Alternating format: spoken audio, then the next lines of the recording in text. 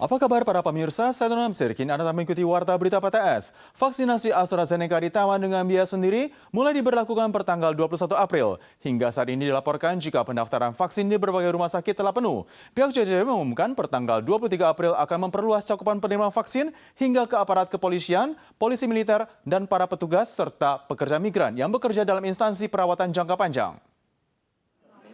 Pihak CCTV mengumumkan pertanggal 23 April cakupan vaksinasi AZ dengan biaya dari pemerintah diperluas hingga golongan 5 dan 6 yang meliputi petugas kepolisian dan pekerja serta personel di sektor perawatan jangka panjang termasuk pekerja migran. 所以这个移工的部分是要在机构内工作，而且有居留证的移工才可以施打公费疫苗，是这样的条件吗？谢谢。是的。 Chen Shizhu menjelaskan jika panti jompo perawatan jangka panjang juga termasuk dalam kategori gelombang kali ini. Pada saatnya akan melihat kondisi kebutuhan instansi terkait, mengutus petugas mendatangi instansi tersebut dan memberikan vaksinasi. Vaksinasi dengan biaya pemerintah yang telah dijalankan selama sebulan, jumlah total penerima vaksin dosis pertama di Taiwan tercatat sebanyak 34.197 orang. Ada 211 kasus yang melaporkan merasakan tidak enak badan dan 19 diantaranya dicurigai terjadi usai mendapatkan vaksinasi. Sehubungan dengan kasus tragedi kereta Taroko, kantor pengadilan Hualien pada tanggal 21 April malam hari dengan merujuk kepada pengakuan Li Xiang yang berbeda antara awal dan yang terakhir, serta PMA ilegal Ahau yang didapati bukti mematikan puntung rokok dan kecenderungan untuk kabur, maka kedua pelaku kembali diperpanjang masa tahanannya selama 3 bulan.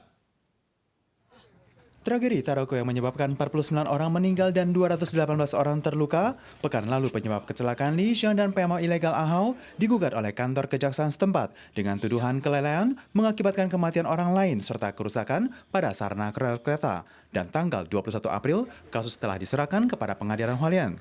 Li Xiang mengaku jika dirinya tidak memiliki dana untuk menyewa pengacara, sehingga ia datang sendirian ke pengadilan, sementara Ahau ditemani oleh pengacara dan penerjemah dari Yayasan Advokasi. Dalam sidang, Li Xiang mengaku 7 kesalahan yang ada, namun menegaskan jika setelah tragedi terjadi, dirinya tidak melarikan diri. Hakim bertanya jika dalam pendataan menolak penjelasan tentang keberadaan Ahau. Untuk hal ini, Li menjawab bahwa saat itu dirinya dalam kondisi cemas dan khawatir ditangkap polisi.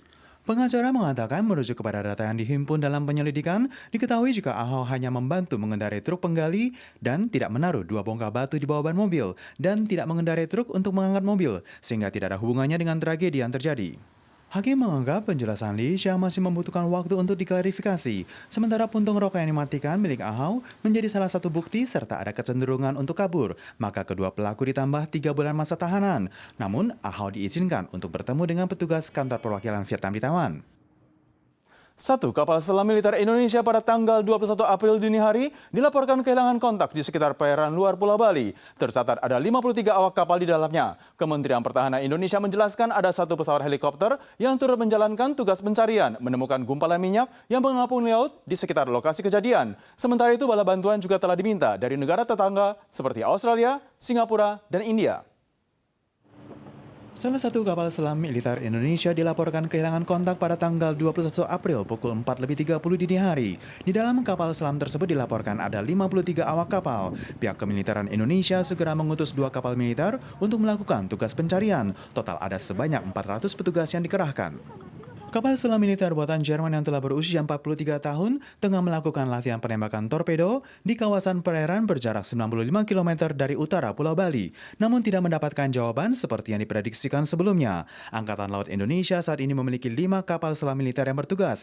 2 diantaranya adalah jenis 209, yang mana 1 kehilangan kontak. Kemenhankam Indonesia menjelaskan kini ada 1 pesawat helikopter yang sedang melakukan tugas pencarian dan menemukan adanya gumpalan minyak yang mengapung di perairan dekat kawasan tempat hilangnya kapal selam.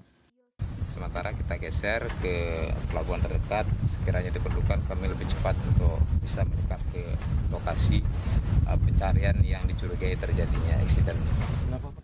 Pihak militer Indonesia juga telah memberikan sinyal pemerintahan bantuan kepada Pusat Penyelamatan dan Pertolongan Kapal Selam Internasional. Pihak Angkatan Laut Australia, Singapura, dan India telah menyatakan kesediaannya untuk memberikan bantuan. Para pemirsa sekalian, sekian Warta Berita PTS. Berikutnya mari kita saksikan bunga lonceng biru di Belgia. Kita sudah lagi di pekan depan, sampai jumpa.